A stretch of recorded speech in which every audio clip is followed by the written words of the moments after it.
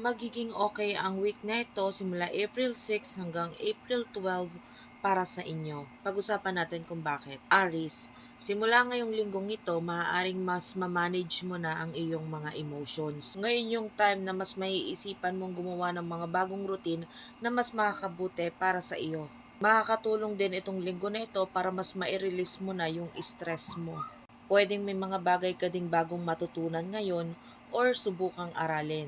May mga bagong ideas na maiisip mo ngayon na pwedeng makatulong para sa'yo. Mas disiplinado ka around this time at pwedeng maging mas prepared ka para sa hinaharap. But make sure lang na kung may mga projects kang maiisipan ay siguraduhin mong tapusin mo muna kung ano man yung mga projects na hindi pa natatapos bago ka magsimula ulit. Scorpio, ngayon yung time na mas magandang pahalagahan at mas mahalin ang iyong sarili. Ngayon yung time na dapat binabago mo na yung way mo ng pakikipag-usap sa sarili mo.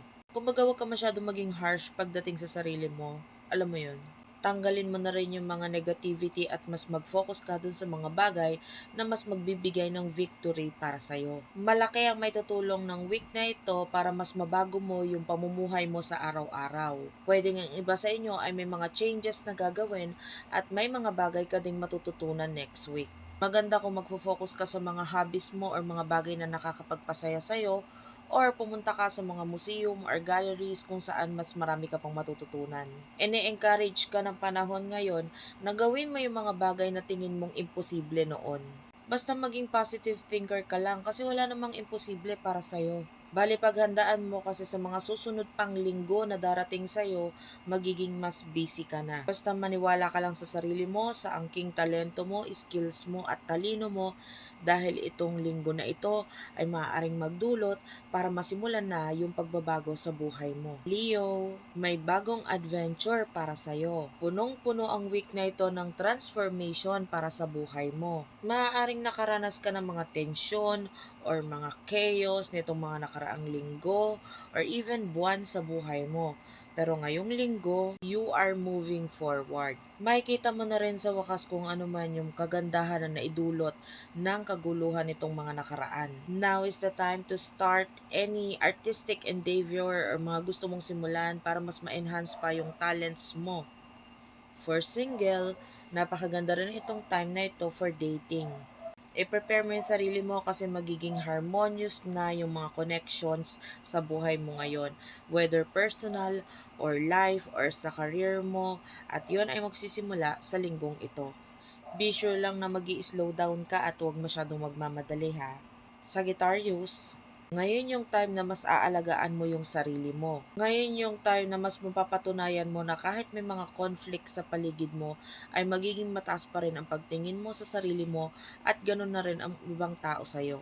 May mga transformation sa buhay mo, kaya lang hindi maiwasan talagang may mga chaos na mas mapapatunayan mo sa sarili mo na kahit may mga conflict sa paligid mo ay kayang-kaya mo at magiging mataas pa rin ang pagtingin sa iyo ng ibang tao kahit may mga kaguluhan na sa paligid mo. Basta mag-ingat ka lang sa mga galaw mo at huwag kang magmadali.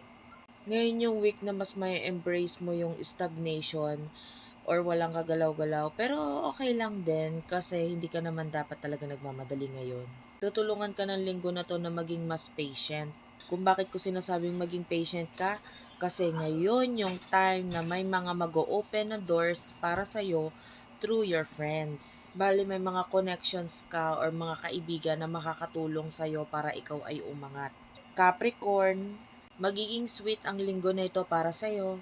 Mapapalibutan ka lang naman ng love and romance. Magiging mas confident ka lang naman ngayon para i-open kung ano man ang mga nasa puso mo. Ngayon, mas magiging mautak ka lalo na sa pagpaplano. Mas matututunan mo rin ngayon kung paano makipag-work sa iba dahil magiging mas compassionate ka ngayong panahon na ito. May mga slowdown ka nga lang na pwedeng ma-experience na magdudulot ito para maka-feel ka ng frustrations. Pero yung slowdown na ito ay maaaring magdulot para magkaroon ka ng mga ideas na makakatulong sa'yo para sa future. Now is the time na dapat nilalabas mo yung pagiging artistic mo at itry mo na mag-explore ng mga new ideas para sa'yo. Medyo mafe-feel mo nga lang na yung progress medyo mabagal pero okay lang yon kasi may movement naman. At ang maganda dito ay nasa tama naman ang direksyon at ang mga bagay na ginagawa mo.